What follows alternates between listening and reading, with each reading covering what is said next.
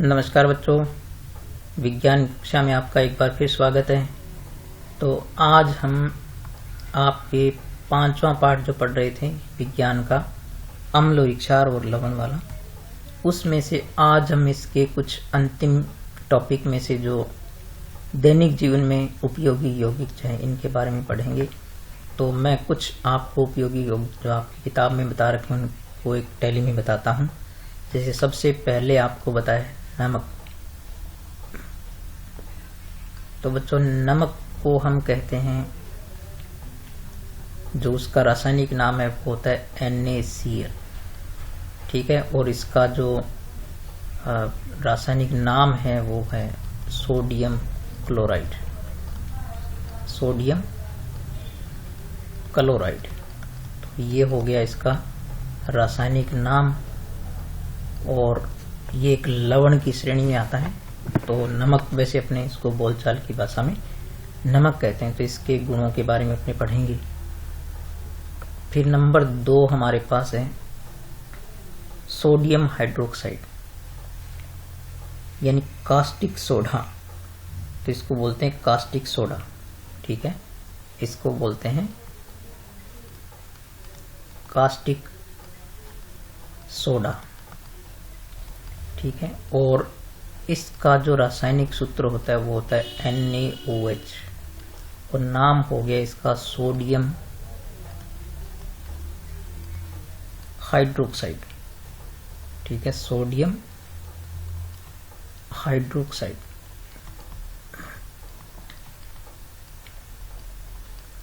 ठीक है। और यहां पर आप तीसरा यौगिक देखते हैं जो उपयोगी यौगिकों में नाम देखा, वो है विरंजक चूर्ण। उसका नाम है विरंजक चूर्ण। तो विरंजक चूर्ण का जो रासायनिक सूत्र होता है वो होता है CaOCl2, ठीक है। तो इसका नाम जो है वो रासायनिक नाम हो गया कैल्शियम ऑक्सीक्लोराइड। क्या नाम हो गया इसका? कैल्शियम ऑक्सीक्लोराइड, कैल्शियम ऑक्सीक्लोराइड, ठीक है। और फिर हम जब बात करते हैं और नेक्स्ट चौथे यौगिक की, तो वो हमारे पास है बेकिंग सोडा। Baking soda. तो बेकिंग सोडा जो होता है उसका रासायनिक सूत्र होता है NaHCO3, ठीक है। इसको वैसे बोलते हैं सोडियम बाइकार्बोनेट या सोडियम हाइड्रोजन कार्बोनेट भी कहते हैं। तो सोडियम हाइड्रोजन कार्बोनेट, ठीक है। तो ये जो आपके यौगिक हैं ये। और 5वां यौगिक हम देख सकते हैं वो होता है धावन सोडा, ठीक है।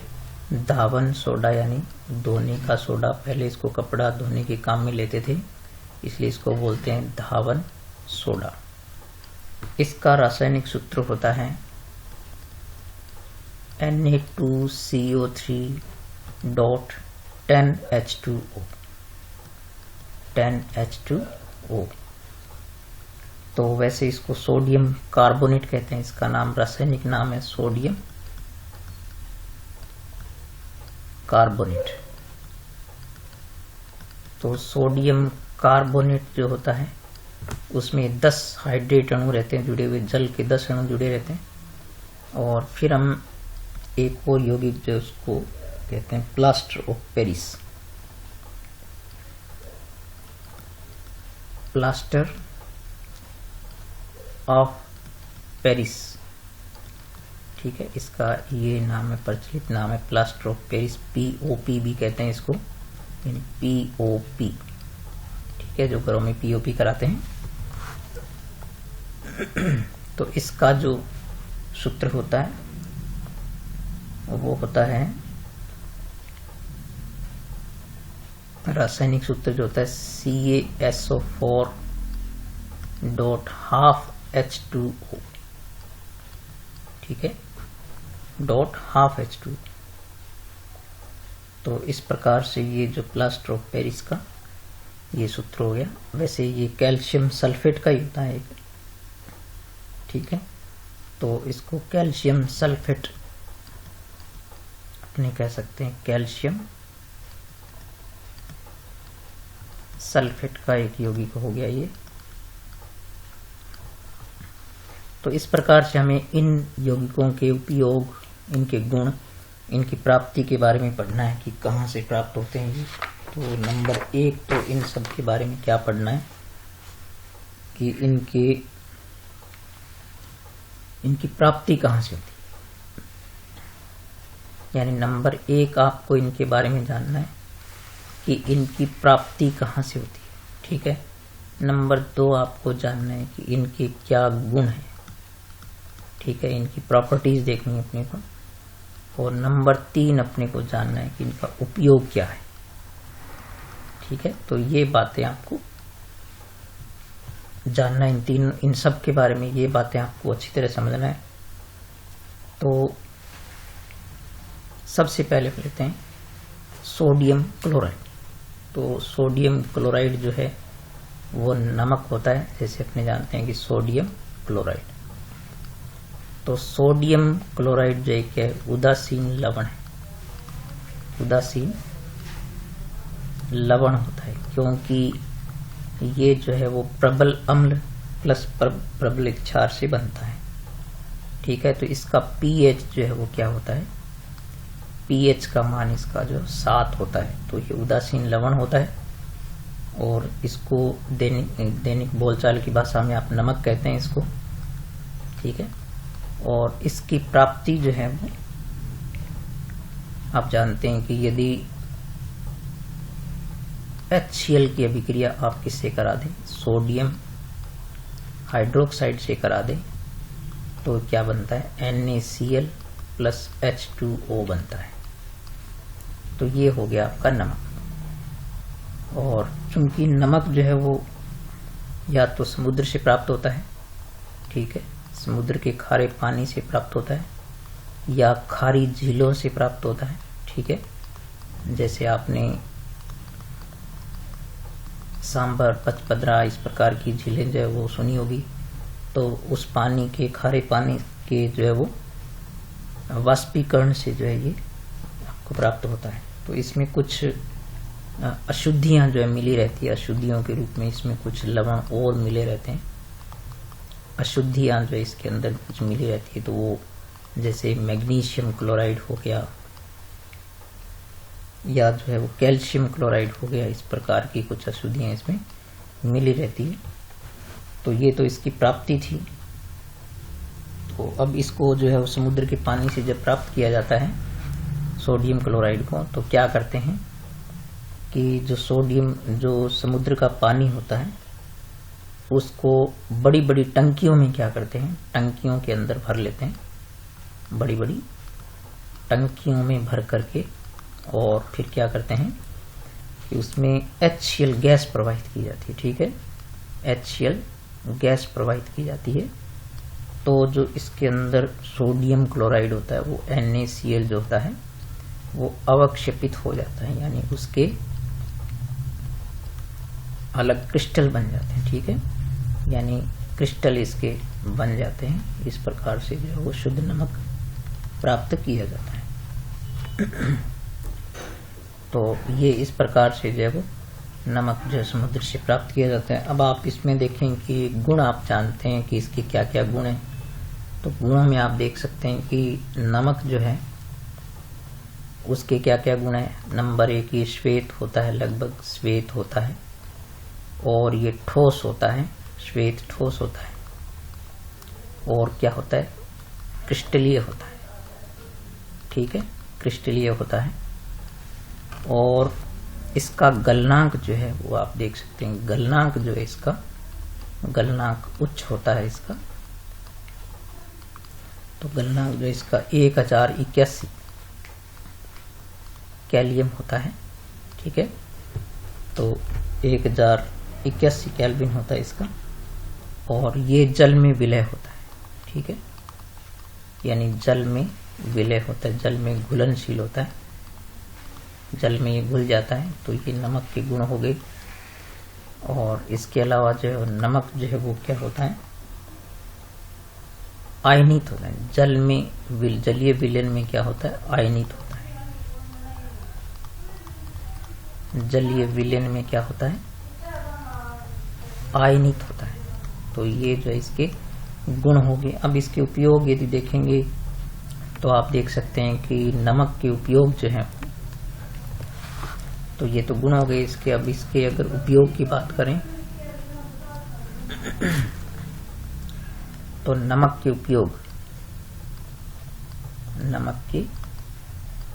उपयोग की यदि आप बात करेंगे, ठीक है, तो नमक के उपयोग की यदि बात करें अपने, तो नंबर 1 सबसे पहले ये जो है वो खाने के काम आता है, ये खाने में काम आता है। नंबर 2 ये जो है वो खाद्य परिरक्षण में भी काम आता है, यानी नमक छिड़क देने से चीजें खराब नहीं होती, कम खराब होती है, तो खाद्य परिरक्षण में भी काम आता है। और इसी प्रकार ये हिमीकरण में भी काम आता है। यदि बर्फ पर आप नमक छिड़क देंगे तो उसका जो है वो पिघलती नहीं है। तो इस प्रकार से ये, इसके अलावा ये जो है वो कुछ रासायनिक पदार्थों के निर्माण में भी काम आता है। रासायनिक पदार्थों के निर्माण में काम आता है। जैसे आप देख सकते हैं कि सोडियम हाइड्रोक्साइड का उत्पादन है, यानी कास्टिक सोडे का उत्पादन है, या सोडियम कार्बोनेट का उत्पादन है, दावन सोडे का, शुष्क सोडे का, या सोडियम बाइकार्बोनेट होता है NaHCO3, तो इनके उत्पादन में भी काम आता है। तो इस प्रकार से हमने देखा कि नमक की विशेषताएं क्या है, कैसे प्राप्त होता है, इसके क्या गुण हैं इसके, और इसके क्या उपयोग है। तो आप इनको याद रखें। इनमें से छोटी छोटी बातें जो परीक्षा में पूछेंगे तो आपको हमेशा याद रहनी चाहिए। अब हम चलते हैं सोडियम हाइड्रोक्साइड के गुण जानने के लिए।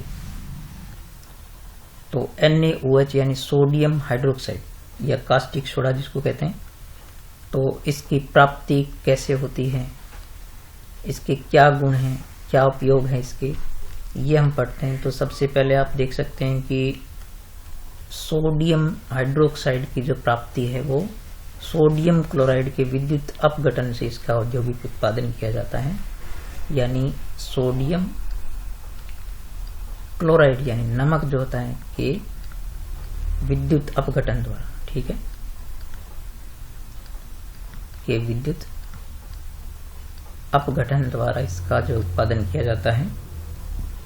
तो क्या होता है कि सोडियम क्लोराइड जो है उसके जलीय विलयन में, जैसे हम यहाँ समीकरण के द्वारा देखें कि यदि आपके पास सोडियम क्लोराइड है, इसको जल में घोल लेते हैं तो इसका जलीय विलयन हो गया, और इसका विद्युत अपघटन करेंगे तो क्या होता है, NaOH बनता है, सोडियम हाइड्रोक्साइड इन कास्टिक सोडा बनता है, प्लस क्लोरीन गैस निकलती है, और प्लस में क्या होता है, हाइड्रोजन गैस निकलती है। ठीक है, हाइड्रोजन गैस निकलती थी। इस प्रकार से ये जो है वो आप इसको बैलेंस करेंगे तो यहाँ 2 और यहाँ पर भी 2, तो ये सोडियम हाइड्रोक्साइड इस प्रकार से बनता है। तो इसमें क्या होता है कि ये जो है, क्योंकि ये ऋणावेशित होती है और ये धनावेशित होती है, तो ये तो एनोड पर निकलती है, विद्युत अपघटन करेंगे तो ये बनती है कैथोड पर। ठीक है, और सोडियम हाइड्रोक्साइड जो विलेन के रूप में यहाँ पर ये आपको प्राप्त हो जाता है। तो इस प्रकार से सोडियम हाइड्रोक्साइड के विद्युत अपघटन से क्या प्राप्त किया जाता है, नमक, ये सोडियम क्लोराइड के विद्युत अपघटन से क्या प्राप्त किया जाता है, सोडियम हाइड्रोक्साइड प्राप्त किया जाता है। फिर अपने इसके गुण की बात करें तो नंबर 1 सबसे पहले आपको बताए कि ये श्वेत यानी सफेद होता है, श्वेत और चिकना होता है, तो श्वेत और चिकना होता है। नंबर 2, आप जो ये इसका गलनांक जो है, यानी ये पिघलता कितने तापमान पर है, इसका गलनांक जो है 591 केल्विन होता है, और ये भी जल में घुलनशील होता है। तीसरा इसका गुण क्या हो गया, जल में विलय होता है, मतलब जल में ये घुल जाता है। और नंबर 4, ये प्रबल क्षार है, ठीक है, और ये होता है प्रबल क्षार। और जलीय विलयन में क्या करता है, ये सोडियम आयन और हाइड्रोक्साइड आयन के रूप में या हाइड्रोक्सिल आयन के रूप में आयनित हो जाता है। तो इस प्रकार से ये, और ये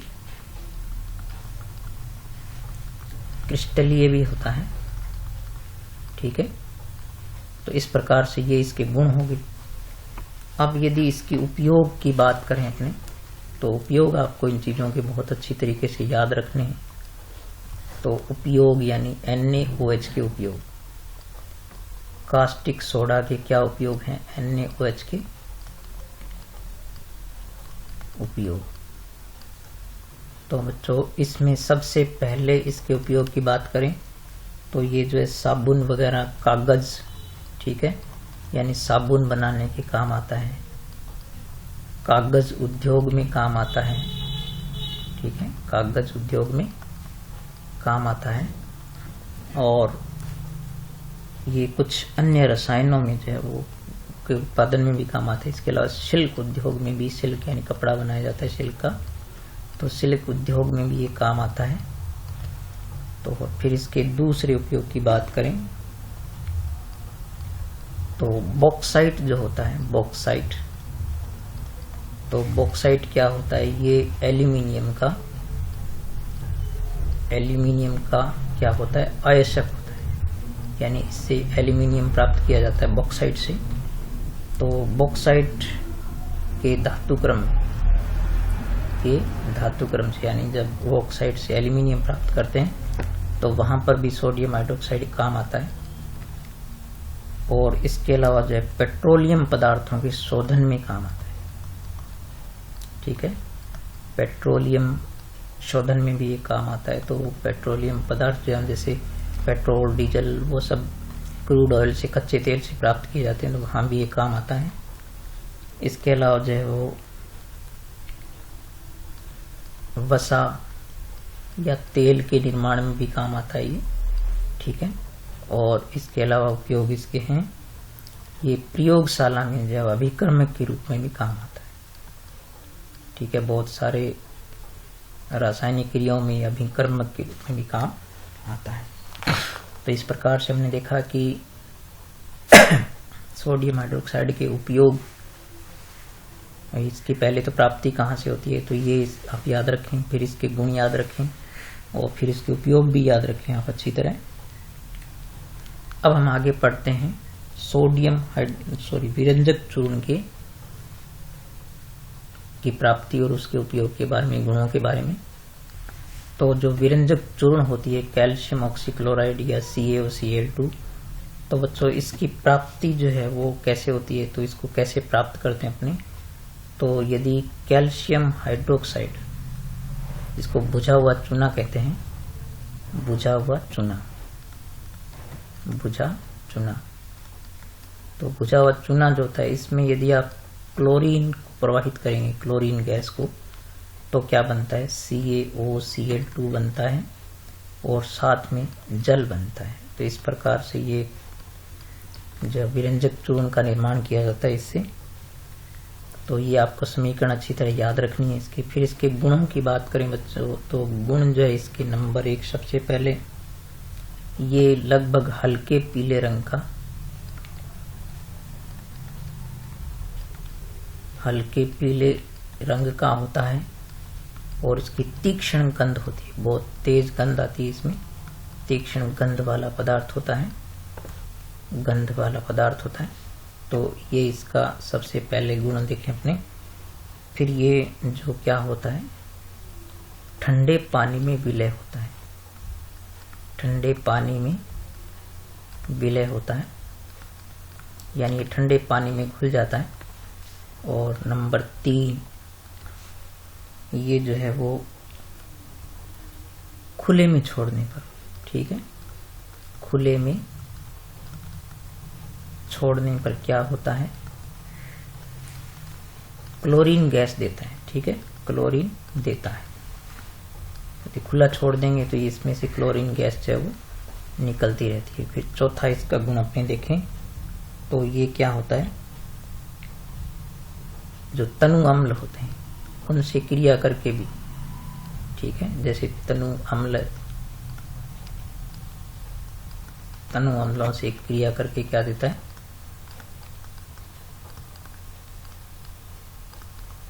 क्रिया करके ये क्लोरीन गैस देता है, ठीक है, क्लोरीन गैस देता है। तो ये इसके गुण हो गए। तो ये गुण आप अच्छी तरह इनके याद रखें। फिर अपने इसके उपयोग की बात करें बच्चों, तो उपयोग हम देखेंगे कि इसके क्या उपयोग हैं। तो उपयोग में सबसे पहले तो आप इसका बहुत कॉमन उपयोग आपने देखा ही होगा कि ये पानी के जो है वो शोधन में काम आते हैं, पेयजल को शुद्ध करता है, पेयजल के शुद्धिकरण में, यानी इसको पानी में घोल करके पानी को शुद्ध किया जा सकता है। इसके अलावा दूसरा उपयोग अपने देख सकते हैं कि ये कागज के विरंजक के रूप में काम आता है, यानी ये रंग बिरंगे कागज जो उनके रंग को उड़ा देता है। तो विरंजक इसलिए कहता है कि तो ये जो है वो रंग उड़ा देता है, इसलिए इसको विरंजक कहते हैं। और इसके अलावा जो है वो इसका तीसरा उपयोग अपने देख सकते हैं कि ये रोगाणु नाशक होता है, ठीक है, रोगाणु नाशक के रूप में इसको काम में लेते हैं, या इसको ऑक्सीकारक के रूप में भी काम में लेते हैं, इसको ऑक्सीकारक के रूप में भी काम में लेते हैं, ऑक्सीकारक के रूप में। और इसके जो और उपयोग हैं वो हैं, ये लगभग सारे जो जितने भी यौगिक जब नहीं पढ़े हैं ये सारे प्रयोगशाला में अभिकर्मक के रूप में काम आते हैं, यानी अलग अलग अभिक्रियाओं में प्रयोगों में काम आते हैं, तो अभिकर्मक के रूप में भी काम आते हैं। इसके अलावा जो है ये वस्त्र उद्योग में बहुत काम आता है, वस्त्र उद्योग में विरंजक के रूप में काम आता है, ठीक है। तो ये इसके उपयोग थे। इसके अलावा इसका जो है एक गुण बहुत होता है, विरंजक चूर्ण के रूप में इसका गुण आप हमेशा याद रखें, विरंजक के रूप में।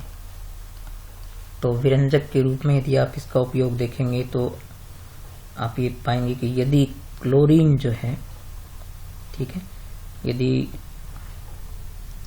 Cl2 की H2O से अभिक्रिया कराएं तो ये क्या करता है, HCl बनाता है साथ में, और साथ में यहाँ पर इसको ऐसे लिखते हैं, ये नवजात ऑक्सीजन, इसको बोलते हैं नवजात ऑक्सीजन का निर्माण करता है, जो कि विरंजक के रूप में काम आता है। तो इस प्रकार से यदि हम उसमें कोई भी रंगीन पदार्थ डाल देंगे यहाँ पर, तो यदि कोई भी रंगीन पदार्थ है, रंगीन पदार्थ यदि कोई भी है और उसमें अपने क्या करेंगे, यदि ये नवजात ऑक्सीजन प्रोवाइड करेंगे तो वो क्या हो जाती है, रंगहीन हो जाती है, उसका रंग उड़ जाता है, इसलिए इसको बोलते हैं विरंजक चूर्ण। तो ये जो है इसके कुछ उपयोग हमने पढ़े आज, इसके विरंजक चूर्ण के उपयोग पढ़े, उसकी प्राप्ति कैसे होती है और ये क्या उपयोग आता है, इसका क्या उपयोग है इसके। तो इस प्रकार से जो हमने आज 3 यौगिकों के बारे में पढ़ा है, तो आप उनके नाम अच्छी तरह याद करें, रासायनिक नाम याद करें और रासायनिक सूत्र याद करें उनकी, और उनके उपयोग और गुण पे छोटे छोटे प्रश्न पूछे जा सकते हैं। तो आप इन चीज़ों को अच्छी तरह पढ़ें। इसके बाद हम जो है वो 2 यौगिक हमारे पास और है, सोडियम हाइड्रोक्साइड नहीं, सोडियम बाइकार्बोनेट और सोडियम कार्बोनेट, ठीक है, और प्लास्टर ऑफ पेरिस, 3 यौगिक जो हैं वो हम कल पढ़ेंगे। तो आज जो ये आपको बताया उसको अच्छी तरह पढ़ें और वीडियो को बार बार देखा करें। आप पीछे की वीडियो भी देखें ताकि आपकी चीज़ें जो आपको लर्न हो जाए। यदि आप ध्यान से सुनते हैं तो आपको सुनते सुनते ये चीज़ें याद हो सकती हैं। ठीक है बच्चों, मिलेंगे अगले वीडियो में, तब तक नमस्कार।